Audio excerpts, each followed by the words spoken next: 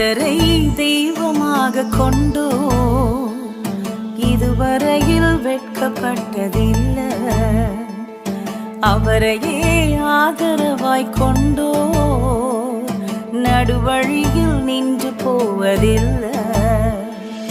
வேண்டும் போதெல்லாம் என் பதிலானாரே, வாழ்க்கை முழுவதும் என் துணையானாரே. ஜெபிக்கும் போதெல்லாம் என் பதிலானாரே, வாழ்க்கை முழுவதும் என் துணையானாரே. ஆராதிப்போமே அவரை.